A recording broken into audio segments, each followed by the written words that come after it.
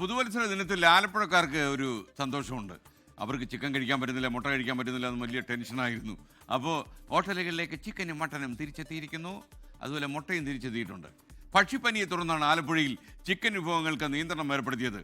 അപ്പോൾ ഹോട്ടലുകളെല്ലാം ഏതാണ്ട് അടച്ചിട്ടിരിക്കുകയായിരുന്നു. മാത്രമല്ല ഹോട്ടൽ ആൻഡ് റെസ്റ്റോറൻറ്റ് അസോസിയേഷൻകാരൊക്കെ സമരത്തിലേക്ക് നീങ്ങിയായിരുന്നു. അപ്പോഴാണ് ആ സന്തോഷഭരിതമായ വാർത്ത വരുന്നത്. ഇനി ഹോട്ടലുകളിൽ ചിക്കനും മുട്ടയും ഉണ്ട്.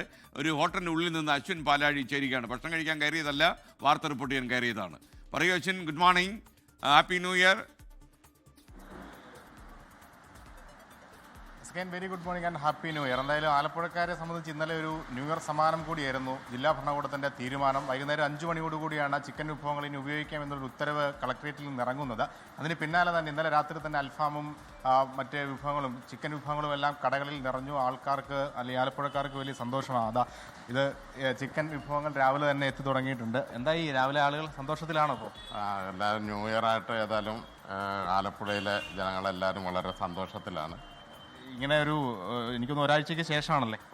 ഏതാണ്ട് 10 ദിവസത്തോളം ആറായി. അപ്പോൾ ഇന്നലെ വൈകുന്നേരം തന്നെ അതിൻ്റെ ഒരു റിപ്പോർട്ട് വന്നതിന് ശേഷം ഇന്നെല്ലാവരും ലൈവായിട്ട് ചിക്കൻ കടകളും ഹോട്ടലുകളൊക്കെ വളരെ സജീവമായി. ചിക്കൻ വിഭവങ്ങൾ മാത്രം വിൽക്കുന്ന ഹോട്ടലുകളും എല്ലാവരും രംഗത്ത് വളരെ സന്തോഷത്തോടു കൂടിയാണ് 2026 വരവേറ്റിരിക്കുന്നത്. ഏതായാലും നല്ലൊരു തീരുമാനമെടുത്ത ആലപ്പുഴ ജില്ലാ ഭരണകൂടത്തിനും സംസ്ഥാന ഗവൺമെൻറ്റിനും മറ്റുള്ള ആലപ്പുഴയിലെ MLA MP എല്ലാവർക്കും ഹോട്ടൽ അസോസിയേഷൻ്റെ പേരിലും വ്യക്തിപരമായൊക്കെ ഞങ്ങൾ നന്ദിയോട് സ്മരിക്കുകയാണ്.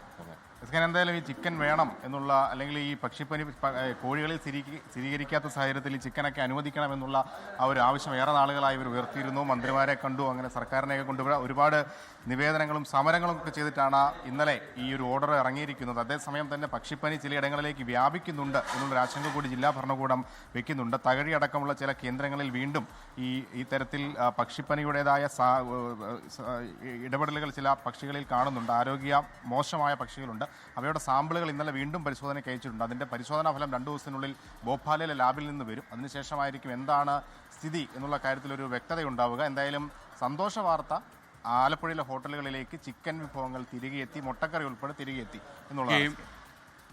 ഓക്കെ അശ്വിൻ പാലാഴി, ഒരു കാര്യം ചെയ്യാം, ഹോട്ടലിൽ നിന്ന് നല്ല ഒന്നാം തരം ചിക്കൻ വാങ്ങിച്ച് കഴിച്ചിട്ട് എൻ്റെ അഡ്രസ്സിൽ എൻ്റെ അക്കൗണ്ടിൽ എഴുതിക്കൊള്ളൂ. പൈസ ഞാൻ കൊടുക്കാം. സംശയമുണ്ടല്ലേ? ഞാൻ കൊടുക്കുന്നു. താങ്ക് യു അശ്വിൻ പാലാഴി. ലോകത്തെവിടെയായാലും ഏത് സമയത്തും 24 വാർത്തകളും ഓഗ്മെന്റഡ് റിയാലിറ്റി പാക്കേജുകളും എക്സ്പ്ലെയിനറുകളും വിശദമായി കാണാൻ ഞങ്ങളുടെ യൂട്യൂബ് ചാനൽ നിങ്ങൾക്ക് സബ്സ്ക്രൈബ് ചെയ്യാം.